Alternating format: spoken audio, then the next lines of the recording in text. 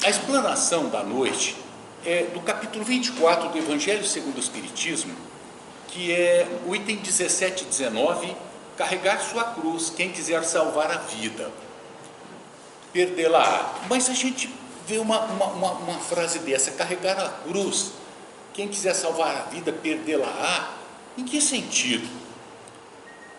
Aqui normalmente nós temos que ver que a nossa vida, ela não é só na nossa visão material, de estarmos aqui só vivendo, levando a vida e como que caminhando mais cegamente, nos esquecendo da espiritualidade.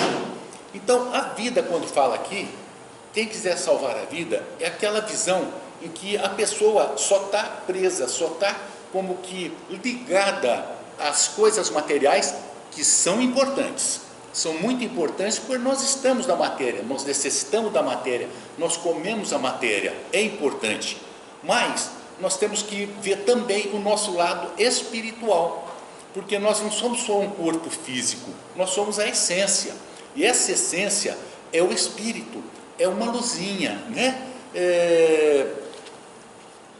Dizem que nós somos a imagem de Deus, mas a imagem de Deus, ela não é antropomórfica, ou seja, de um corpo físico, o ser humano, não. Deus é uma, vamos dizer assim, nós não temos ainda como apreender o que seja Deus. Tanto é que na primeira pergunta do Livro dos Espíritos, Kardec pergunta que é Deus, não quem é Deus. Porque se nós formos colocar como uma simples figura, uma pessoa, um ser velhinho, de barbas, que fica lá para nos proteger, nós estamos fazendo dele a nossa imagem, e ao contrário. Então nós não temos ainda como apreender o que seja Deus, nós só sabemos que nós somos filhos de Deus. E os Espíritos explicam que nós, a centelha, é como realmente uma luzinha, que é a essência nossa, que é o espírito. E nós temos uma substância que é chamada por Kardec de perispírito, que faz a ligação dessa centelha, dessa essência ao corpo físico. Então nós somos tridimensionais, corpo físico, perispírito, que é uma matéria quintessenciada, invisível aos nossos olhos, que não somos médiuns videntes, e espírito essência. Esse espírito essência tem muitas vezes sido esquecido.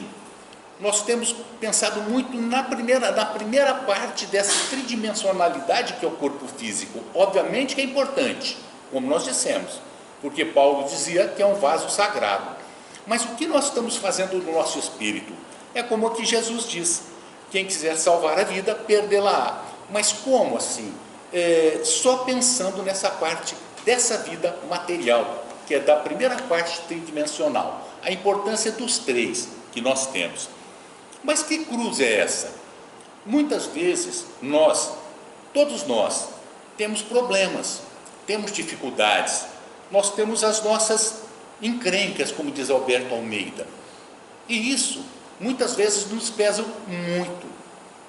Essas são as nossas cruzes, essas dificuldades. Por quê? Porque nós temos que crescer em busca da luz divina, da nossa plenitude, fazendo com que brilhe a nossa própria luz, através dessa evolução. E essa evolução, cada um é responsável por si para evoluir, embora nós temos a necessidade de vivermos em sociedade, numa coletividade, com os nossos pares, com os seres como nós, porque nós servimos na vanguarda de apoio a alguém e na retaguarda nós estamos dos espíritos que nos protegem. Eles seguram nossas mãos metaforicamente e nos caminham, nos dão força para caminhar. E nós temos que caminhar segurando e trazendo os nossos irmãozinhos mais sofredores e infelizes do que nós. Muitas vezes, as cruzes de cada um, só essas pessoas sabem do peso delas. Mas Deus jamais da cruz mais pesada do que a capacidade do ombro carregar. E para exemplificar, nós trazemos Jesus, mostrando que sozinho nós não temos como carregar a nossa cruz. Jesus aceitou a ajuda de Simão o Cirineu. No momento em que ele estava caído, muito cansado, carregando aquele madeiro inflamante, né? E ele caiu. Aí os guardas romanos, os soldados romanos, chamaram um homem, que é o Simão, o Cirineu, que era de Cirene, uma região, para que ajudasse Jesus a carregar a cruz. Ele não recusou. Isso como nós temos essa dificuldade e essa necessidade de estarmos com alguém para que nos ajude a carregar a nossa cruz. Mas essa cruz vai estar nos nossos ombros. Só que, cada um tendo a sua cruz, nós não podemos julgar que a cruz do próximo é leve e que ele reclama por estar carregando, porque só ele sabe o peso da sua cruz. Umas mais pesadas, umas mais leves. E são pesadas porque o ombro é forte, ele tem condições de carregar aquela cruz. Senão Deus não teria colocado fardo pesado em ombros frágeis. E nessa lição do Evangelho, diz-nos Lucas: benditosos sereis quando os homens vos odiarem e separarem, quando vos tratarem injuriosamente, quando repelirem como mal o vosso nome, por causa do Filho do Homem. Rejubilai nesse dia e ficai em transportes de alegria, porque grande recompensa vos será reservada no céu, visto que era assim que os pais deles tratavam os profetas. Lucas capítulo 6, versículos 22 e 23. Como é que nós podemos interpretar isso?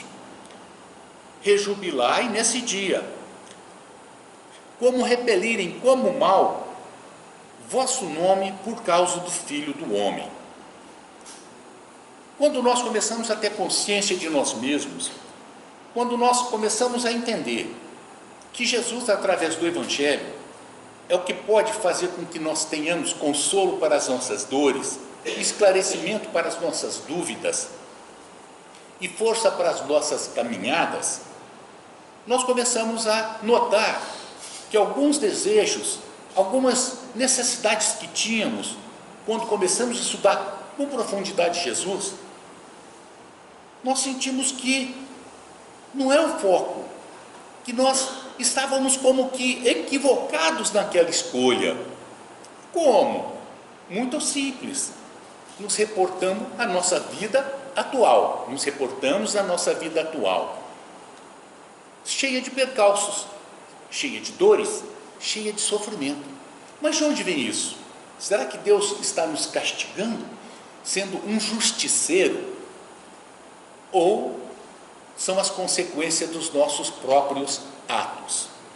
Ora, mas eu nunca fiz nada de errado, sempre agi corretamente, sempre fiz tudo que manda tanto César quanto a Deus. Dei a César o que é de César e a Deus o que é de Deus.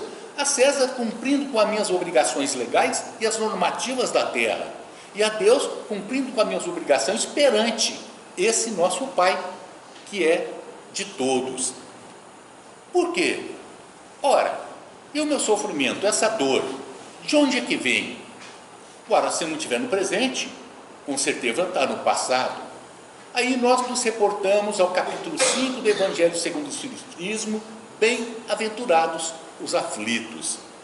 Item 1, justiça das aflições. 2 e 3, causas atuais e causas anteriores das aflições. Vai nos explicar o porquê dessas nossas dores e do sofrimento. Mas naquele capítulo está também o esquecimento do passado. Gozado. Por que eu não lembro das coisas que eu não fiz anteriormente, se está dizendo que isso é consequência daquilo que foi plantado naquela época? Ora, isso está na sabedoria de Deus, na sua misericórdia. Normalmente nós nascemos no mesmo meio em qual nós caminhávamos. E muitas vezes, pelo atual histórico da humanidade, nós notamos que não são boas coisas que nós plantamos e nem boas coisas que nós estamos colhendo. Normalmente, não é absoluta regra, depende. As nossas maiores inimizades, as nossas maiores encrencas, Deus vai nos trazendo bem próximo para a gente possa nos realinhar, para que a gente possa exercitar o amor e possa nós amarmos-nos reciprocamente.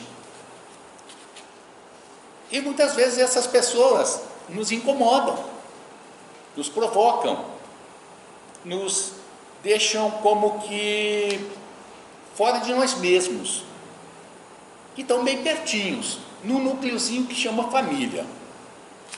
Por quê?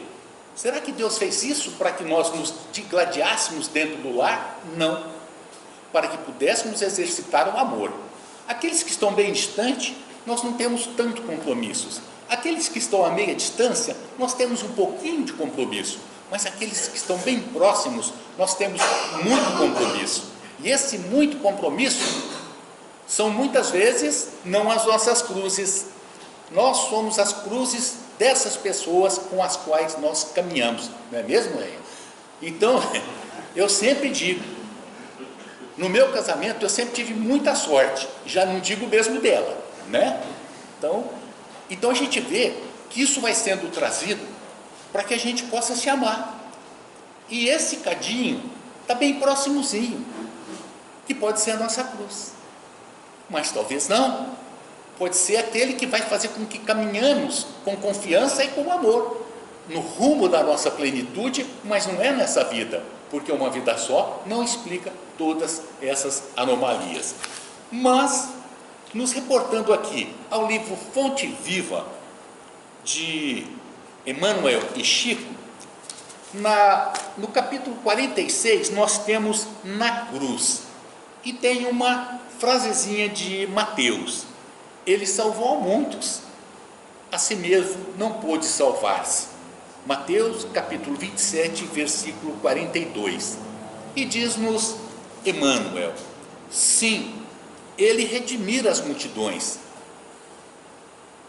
Vamos voltando devagarzinho nós agora, lá para a época de Jesus, e visualizando Jesus caminhando na beira do lago, pelos locais que ele passava. E aqui diz: estender ao amor e a verdade, a paz e a luz, levantar enfermos e ressuscitar a mortos. Quantos milagres Jesus fez! E o livro Gênesis, a quinta obra da Pentateuco Espírita, que são 5 obras, explica-nos cada milagre de Jesus. Lá está explicado. Na visão da doutrina espírita, está nos mostrando. Entretanto, para ele mesmo, erguia-se a cruz entre os ladrões. Os 2 ladrões, o bom e o mau ladrão. Em verdade, para quem se exaltara tanto, para quem atingir o pináculo, sugerindo indiretamente a própria condição de redentor e rei, a queda era enorme. Na visão das pessoas que nós falamos da vida, que só vem essa parte aqui, que os nossos olhos, Emmanuel diz, tudo que os nossos olhos vê, um dia vai acabar, tudo. Então Jesus era visto como derrotado, ele estava sendo visto como derrotado, diante da visão das pessoas que o consideravam nada. Só que esse nada, hoje, tem em torno de mais de 2 bilhões de pessoas que o seguem, independentemente do rótulo, mas o seguem. Quem poderia nos dizer o nome das pessoas que o crucificaram? O nome dos reis, os reis que passaram por esses 2 milênios. Mas Jesus não foi esquecido, e ele foi considerado ninguém, nada, pelo poder da época. E continua: era o príncipe da paz, achava-se vencido pela guerra dos interesses inferiores. Pilatos disse: esse homem é um justo, Por que querem crucificá-lo? Mas ele não teve força suficiente política, coragem, né? Não é força, para poder enfrentar as consequências da não condenação de Jesus. A condenação era feita à morte pelos romanos, porque os judeus não podiam condenar à morte, então eram os romanos, levaram a Pilatos. Os judeus só podiam condenar à morte se fosse algum crime praticado dentro do Sinédrio. Leia-se Paulo e Estevão, o apedrejamento de Estevão, porque lá dentro ele desafiou Paulo. Ele não desafiou, ele foi sincero. E Paulo, que depois o apóstolo Saulo de Tarso, que depois se tornou o apóstolo Paulo, o apedrejou, o condenou ao apedrejamento, conseguiu a sua condenação e participou desse apedrejamento. Então lá dentro, se cometesse, dentro lá do Sinédrio, do templo, os judeus podiam condenar a morte, só lá dentro, mas contrário só os romanos. E Pilatos falou: olha, mas querem condenar esses justos? Eu não vejo culpa nele. Mas ele não teve força naquele momento, porque ele teve interesse de continuar no cargo, porque foi ameaçado: olha, nós vamos contar para César, se você o libertar, que você libertou um revolucionário contra Roma. Pilatos não teve coragem e o condenou. Era o Salvador e não se salvava. Era justo e padecia suprema injustiça. Olha, processualmente, Jesus foi julgado à noite. Naquela época não podia se julgar à noite. Não teve direito de defesa, de ampla defesa, jamais. Foi condenado injustamente. Jazia o Senhor flagelado e vencido. Aparentemente, para o consenso humano, era a extrema perda. Caíra, todavia, na cruz, sangrando. Olha que interessante, Emmanuel. Mas de pé. Na cruz, Jesus estava de pé. Sangrando, mas de pé, supliciado, mas de braços abertos. Ele, desde que ele passou 2 vezes por Pilatos, passou por Herodes, passou pelo Sinédrio, e foi muito flagelado Jesus. E os romanos, para poderem zombar o próprio Herodes, o que eles fizeram? Não é rei dos judeus? Vamos então coroar. E coroaram uma coroa de espinhos. Deram uma cana velha, como se fosse o cajado de um rei, e jogaram um pano nas suas costas. E na sua cruz estava escrito INRI, INRI, Jesus Nazarenos Rex Iudeus, Jesus de Nazaré, o rei dos judeus, para zombar.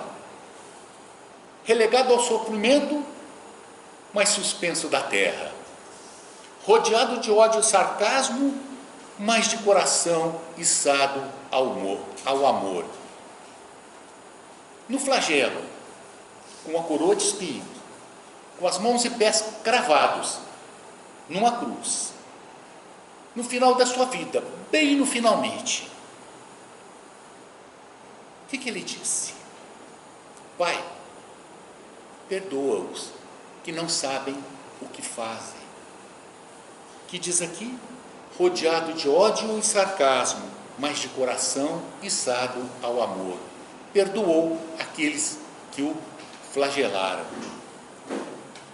Tombara, vilipendiado e esquecido, mas no outro dia transformava a própria dor em glória divina. Pendera-lhe a fonte quando ele desencarnou, empastada de sangue no madeiro, e ressurgia à luz do sol, ao hálito de um jardim. E eu ponho um pouquinho mais. Para quem que ele apareceu primeiro? Maria de Madalena, que era excluída pelos próprios apóstolos, por ela ter tido uma vida dissoluta, como prostituta, com vários, vamos dizer assim, aparentes erros, que eram julgados pelos homens. E no livro Boa Nova, tem Maria Madalena, uma história sobre ela. Eu não tenho coragem de contar, porque toda vez que eu contar eu choro. Então vocês vão ler lá no Boa Nova. E ela, os próprios apóstolos não a aceitaram que o seguissem. Não, Maria, você é mulher, e pela sua vida. E ele apareceu a quem? Maria. Jesus valorizava as crianças, as mulheres. As mulheres valiam menos que um animal naquele período, e ele as valorizava. Olha que interessante, apareceu Maria de Madalena.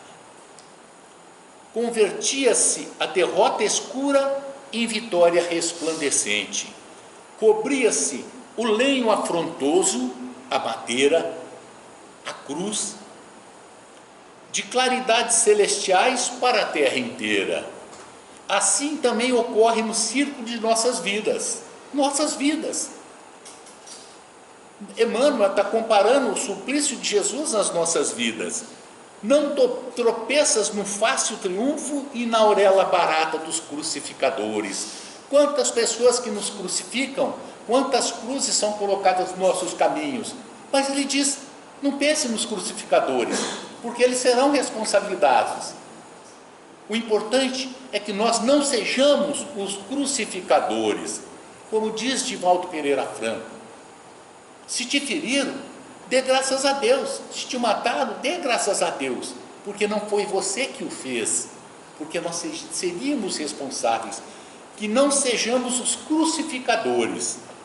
Toda vez que as circunstâncias te compelirem a modificar o roteiro da própria vida, prefere o sacrifício de ti mesmo, transformando a tua dor em auxílio para muitos, porque todos aqueles que recebem a cruz em favor dos semelhantes descobrem o trilho da eterna ressurreição. O que quer dizer?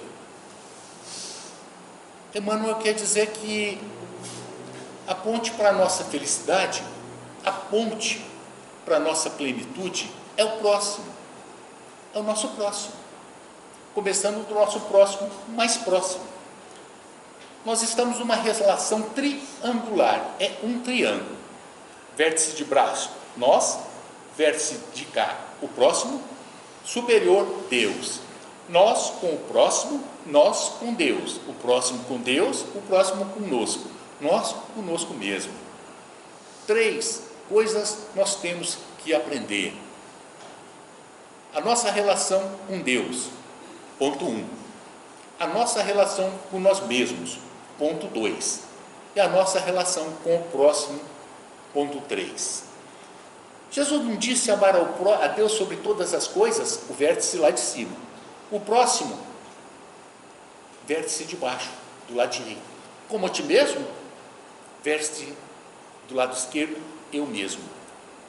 Amar a si mesmo, o auto-amor, o auto-perdão, a auto-compaixão, a autocompreensão quando nós cometemos um erro, sabendo que nós não somos perfeitos. Nós temos dificuldades e vamos ter muitas. Nós temos muitos equívocos e ainda vamos praticá-los mais.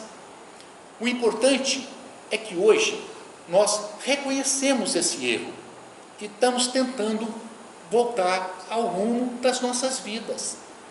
O si mesmo somos nós. Aí nós nos perguntamos, como eu posso amar meu próximo se eu não me amo? Como eu amar meu próximo se eu não me valorizo? Como eu posso amar meu próximo se eu não me entendo? Não é autopiedade não, vitimismo não, é autocompaixão. É eu, naquele momento em que senti fragilizado, que a vida está muito pesada, me abraçar mesmo, meus braços me abraçar. Esse braço não abraça, então não tem jeito, mas eu me abraço com um braço só, sentindo, batendo no meu ombro, falando, é o ombro mais amigo que eu tenho, embora eu tenha os outros ombros, embora esses outros ombros nos acolham, mas se eu não me acolher no meu próprio ombro, a mim mesmo, como é que eu posso pedir ajuda ao meu próximo, se eu não tenho também a humildade. Esse amor a si mesmo, ele faz com que nós possamos, lições do Evangelho também, na fé divina e a fé humana. Divina, em Deus, que Ele está todos os momentos ao nosso lado.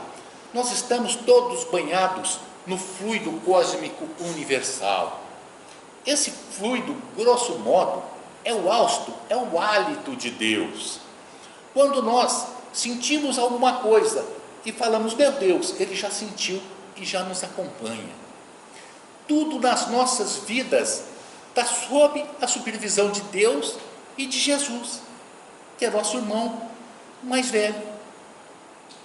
Nesses momentos de dificuldade, não termos vergonha de pedir ajuda aos nossos guias espirituais, porque todos nós temos um guia espiritual que podemos chamar de anjo da guarda, para que nos socorra nos momentos de dificuldades, porque as nossas cruzes muitas vezes são acerbas, são pesadas, mas nesse momento, se nós não nos apegarmos naqueles que nos amam, no nosso guia espiritual, e não confiar em Deus incondicionalmente, será a nossa derrocada.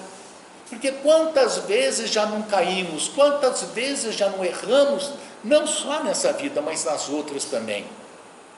Quantas vezes nós ficamos caídos, e uma ajuda sempre chega para nos levantar.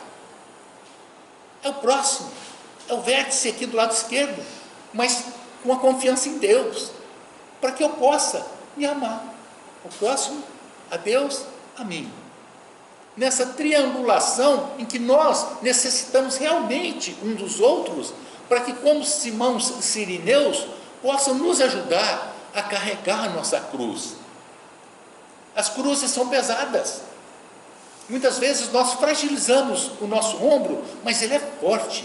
E acreditarmos nisso, porque é o maior de todos os exemplos, que não devia nada para ninguém, carregou uma cruz sem reclamar. E do alto da cruz desse sofrimento pediu para que nos perdoasse. Eu digo nós, porque talvez eu estaria lá também apedrejando, jogando pedra na cruz. E pedindo a sua condenação quando, junto a Barrabás, solte o Barrabás. E eu falava, solta Barrabás, crucifique Jesus. Será que não? Porque nós somos imortais, nós não nascemos no berço, e nós não vamos morrer num túmulo. A nossa vida é imortal, nós nascemos, mas não morremos mais. Por isso a valorização desse nosso vaso sagrado, que é o nosso corpo físico, em qualquer condição que ele se encontre, tem que ser valorizado, porque é ele que nos está ajudando a crescer. Portanto, que as nossas cruzes possam ser carregadas com muita confiança, com muito amor, porque disse Jesus, de acordo com Marcos, capítulo 8, versículo 34, se alguém quiser vir após mim, negue-se a si mesmo, tome a sua cruz e siga-me. Muito obrigado a todos, de ambos os lados da vida. Essa é a explanação do Evangelho da noite. Obrigado.